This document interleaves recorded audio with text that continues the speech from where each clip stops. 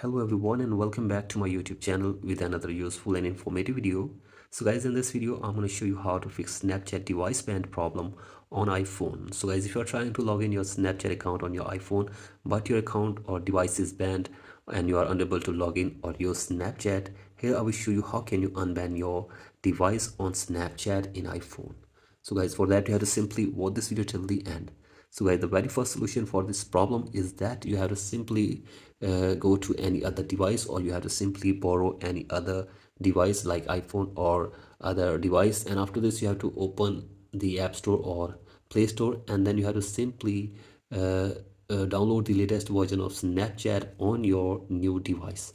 So guys, simply borrow a device, and after this updated version should be installed on that device, and after this open Snapchat, and then you have to simply log in your Snapchat account on a new device for one time.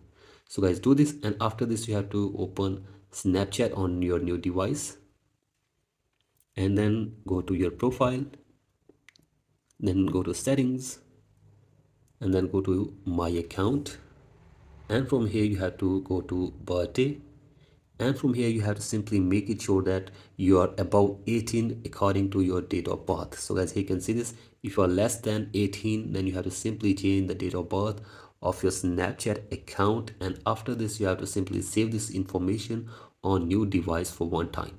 So guys, do this, and after this install the Snapchat updated version on your older device which is banned, and then you have to simply sign in your account or log in your Snapchat account again on that device.